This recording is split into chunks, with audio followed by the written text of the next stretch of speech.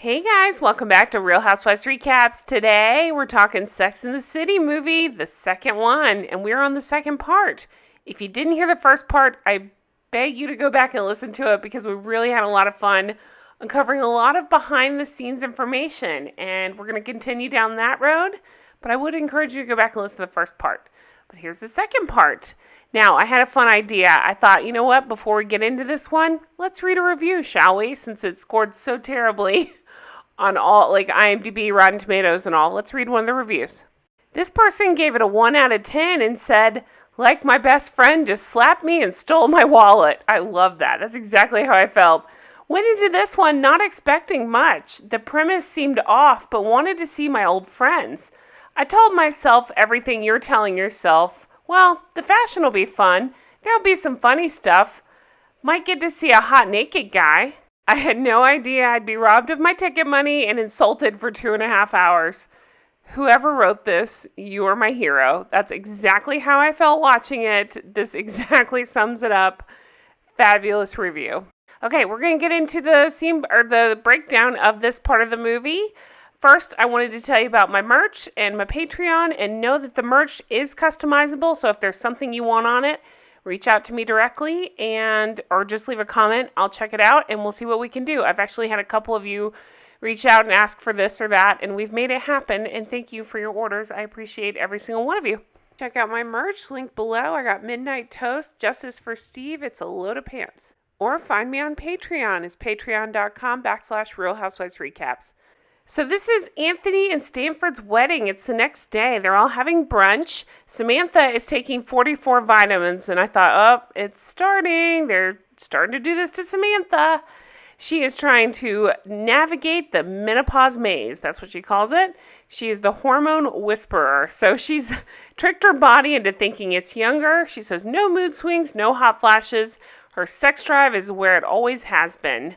And she attributes that to Suzanne Summers. Go ahead. And she said, go ahead and judge, but it's working. And by the time I'm 50, or by the time you guys are 50, I'll be 35. So from here, and by the way, I've got to say, I said it last episode, they look fabulous in this. Samantha, I mean, stunning, right? Always stunning, but damn. Even Miranda looks better, and you know how I feel about that. Okay, here comes Charlotte, and again, I forgot that Rose was terrible even when she was young. Rose is absolutely having a fit and saying, no, no, no, and she's going through terrible twos, and we are crying and freaking out at the table, and so Charlotte's like, it's cool, my nanny, Erin, she's coming to get the kids, it'll be just fine. She then asks Samantha, how do you swallow all those pills? And Samantha says, have you met me? Then we meet Erin. You guys, this gorgeous bombshell, Erin with no bra and big old boobies. And I normally wouldn't talk about that, but that was the point of the scene, to show her braless boobies like flapping around and youthful gorgeousness. So Erin is played by Alice Eve. If you watched Belgravia like I did, she was in that, and she was also in Dirty Weekend, a movie with Matthew Broderick. So, okay. So again, runs up, boobs jiggling, Irish accent, gorgeous. She says, you have yourselves a lovely morning. I love the Irish people. My accent's terrible. So she's out there with the guys jumping up and down, doing cartwheels. Charlotte's side eyeballing him because the girls would point out, like, you let her be around like this? It's a whole thing. The guys are ogling her. It's kind of gross.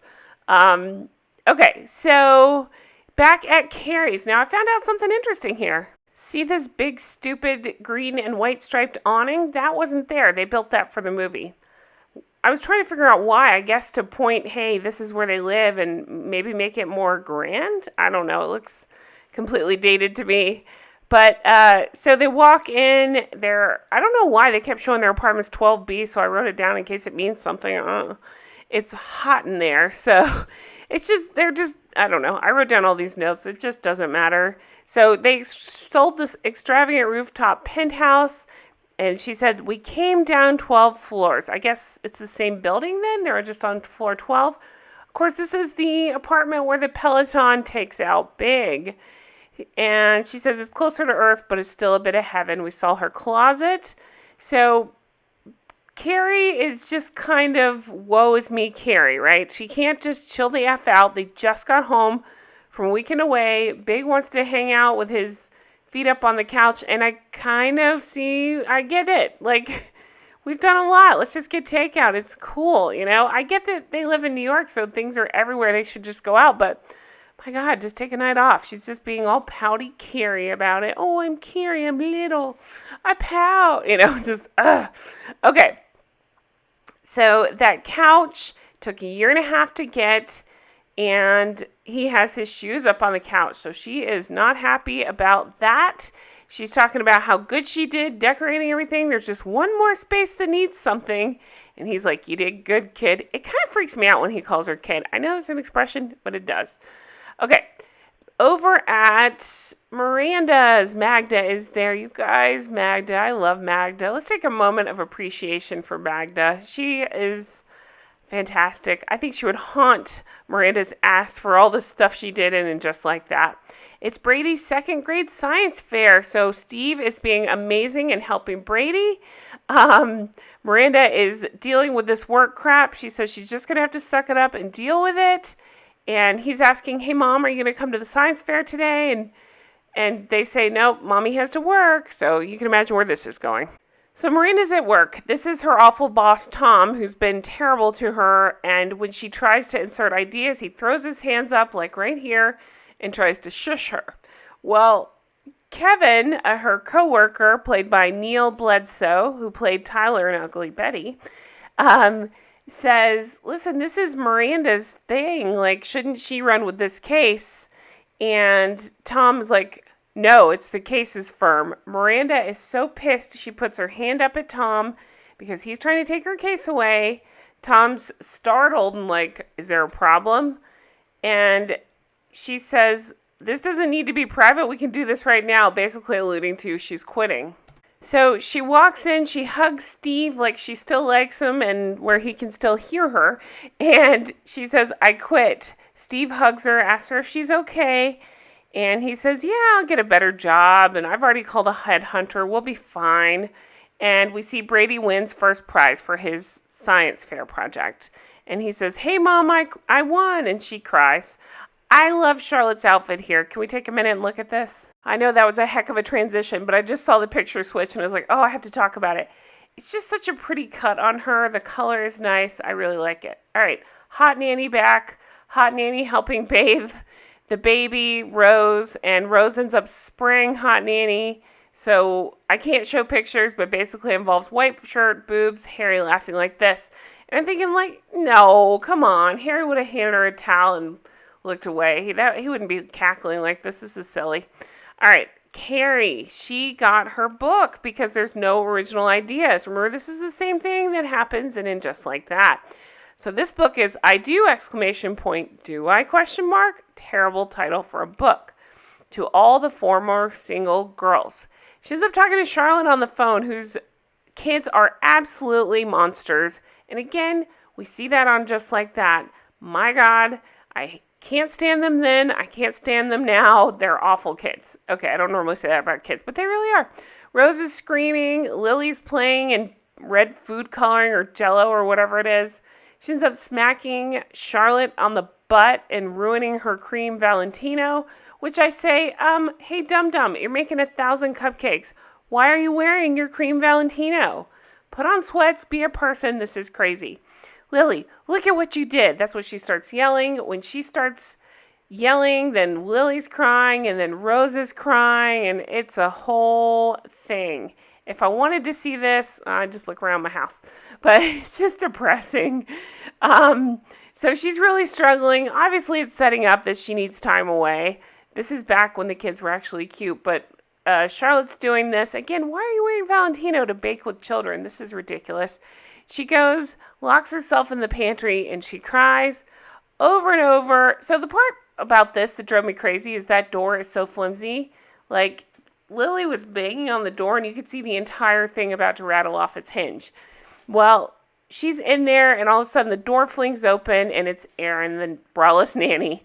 she is there and she's the savior and says, come on, kids, let's go play in my bedroom. So the kids seem happy. Charlotte's like, thank you. And there's that. Okay, so here's Samantha. Look at her office. I don't love these glasses. I understand that they are, I guess, early 2000s glasses, but look what they're doing to Samantha. They have her with her underwear down in a glass office, implying that she's putting on cream to stay youthful. It's just ridiculous. It's insulting, and no wonder this was the last whatever that she took part in. It's ridiculous, right? I mean, this is just the start of the ridiculousness. But Smith calls, and I'm actually really glad that they still have them in a good relationship, because remember, they broke up in the last movie. But he says that he's in the Middle East, but he's premiering in New York, and he wants her on the red carpet next to him. And who else would I take to my big night? So I thought that was sweet. Then she says, honey, I'm going to have to go. I'm pulling my panties up to go to a lunch date. It's just ridiculous. So it is Big and Carrie's anniversary. She's being mopey moperson about everything. I don't understand what she's wearing here. The dress is nice, but she's wearing a big stupid tie down her boobs. It just doesn't make any sense. We'll see it clearer in a minute. She gets him a Rolex, and she's so proud of herself. She's making faces like this, like, look how good I did. It's vintage, and who cares? It's engraved with me and you, just us two. So again, here's more of a view of the stupid ties down her boobs. I don't understand what's happening here. And then he's like, come on, I have something in the bedroom. And she says, it better be something in there that I haven't seen. Here's a closer view of her outfit. Again, it could be cute if it just didn't have the stupid tie boobs. I don't understand that. He shows her a writing desk. Dun, dun, dun. It's a TV. The world's smallest TV. I know it was big for back then, but it's teeny. She absolutely is not into it.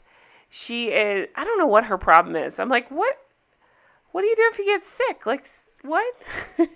He says it's so they can lay in bed and watch old movies. She said, well, that was nice at the hotel. And he's like, oh no, did I screw up? She says, well, a piece of jewelry would be nice.